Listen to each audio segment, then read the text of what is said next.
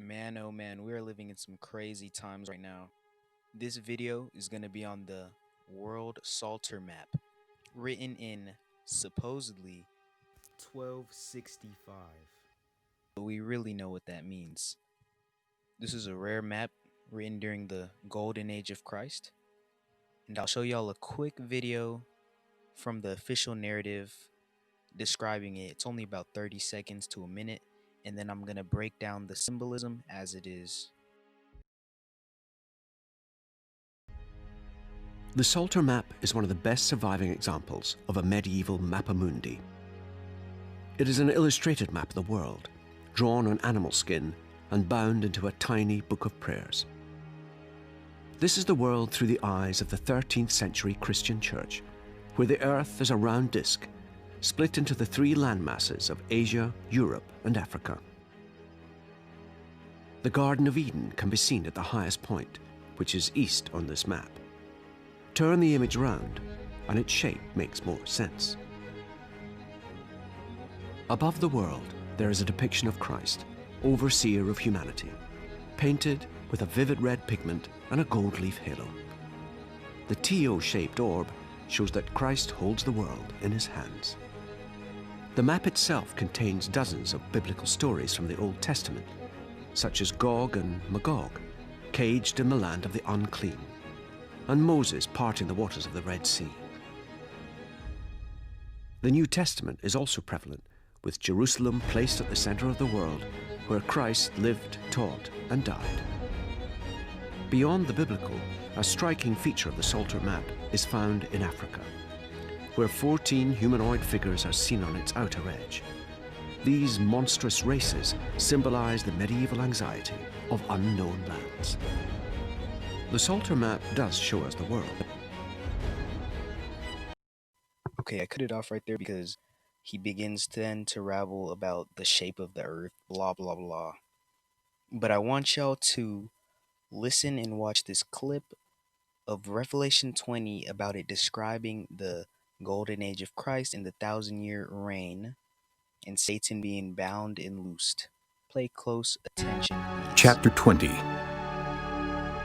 And I saw an angel come down from heaven, having the key of the bottomless pit and a great chain in his hand.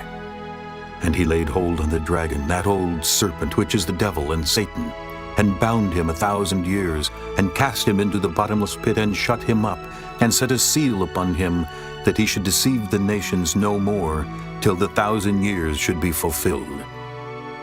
And after that he must be loosed a little season. And I saw thrones, and they sat upon them, and judgment was given unto them. And I saw the souls of them that were beheaded for the witness of Jesus, and for the word of God, and which had not worshipped the beast, neither his image, neither had received his mark upon their foreheads or in their hands. And they lived and reigned with Christ 1,000 years. But the rest of the dead lived not again until the 1,000 years were finished. This is the first resurrection. Blessed and holy is he that hath part in the first resurrection. On such the second death hath no power. But they shall be priests of God and of Christ, and shall reign with him 1,000 years. And when the 1,000 years are expired, Satan shall be loosed out of his prison, and shall go out to deceive the nations which are in the four quarters of the earth, Gog and Magog, to gather them together to battle, the number of whom is as the sand of the sea.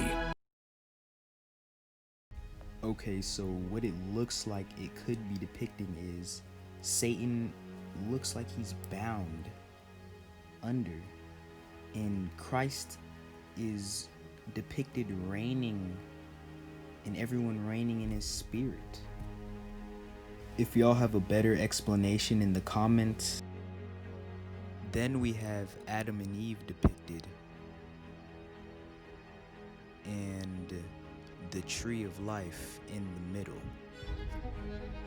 Then we have the rock of Moses, like in the story of Moses, when he hit the rock with the stick, and it depicts the river of life.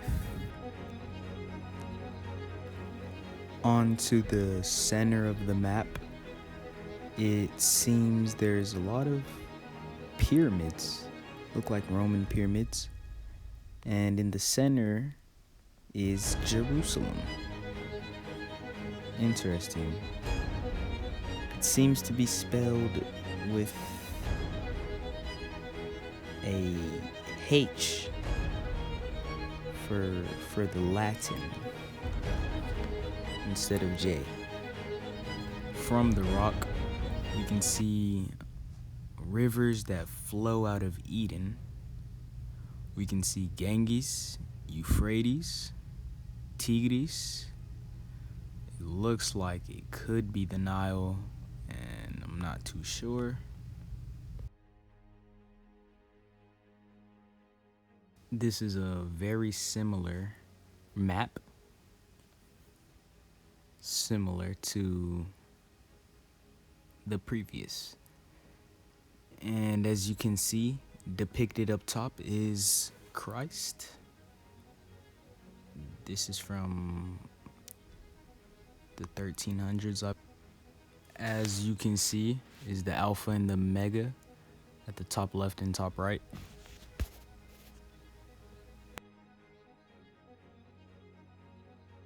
That is it for this video. There will be a lot more like this. I think the next one I'm gonna do a friendly video about the coins and the deception there.